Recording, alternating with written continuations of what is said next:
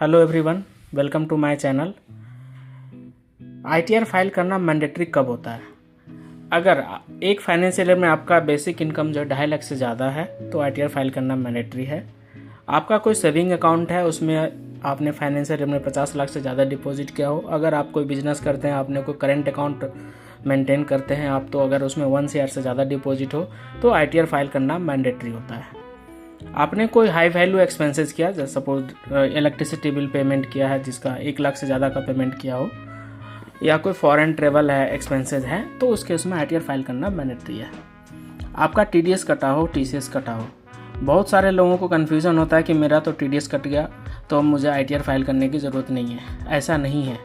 TDS कटने का rule अलग होता है, आईटीआर फाइल करना मैंडेटरी ये अलग होता है।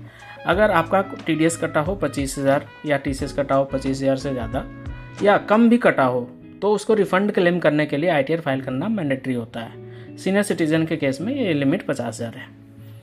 अगर आप कोई बिजनेस करते हैं, उसकी टर्नओवर 60 लाख से ज़्यादा है, या आप कोई प्रोफेशन से जुड़े हुए हैं, सीए हैं, एडवोकेट हैं, वकील हैं, इंजीनियर हैं, तो उनकी अगर टर्नओवर 10 लाख से ज़्यादा है तो उनको आईटीआर फाइल करना मैंडेटरी होता है। आपका कोई फॉरेन एसेट्स हो या कोई फॉरेन इनकम आती हो आपकी, तो उस केस में भी आईटीआर फाइल करना मैंडेटरी है। अगर आईटीआर फाइल करना मैंडेटरी है और आप आईटीआर फाइल नहीं करते हैं तो इसके लिए बहुत ही ह्यूज पेनल्टी लगाती है इनकम टैक्स डिपार्टमेंट। तो इसीलिए ध्यान रखा करेंगे, आपकी इनकम जो अगर आती है उसे डिक्लेयर ज़रूर करें। इनकम टैक्स रिटर्न जो होता है सेल्फ असेस टैक्स होता है, तो उसको डिक्लेरेशन करना गवर्नमेंट की तरफ से मैंडेटरी होता है।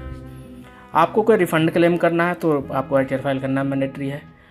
कोई भी कंपनी आपके चला रहे हैं, तो कंपनी है, कोई फर्म है, कोई पार्टनरशिप फर्म है, कोई सा भी बिजनेस टाइप का कर रहे हैं, तो उस केस में भी आपको आईटीआर फाइल करना मैंडेटरी है। Thank you.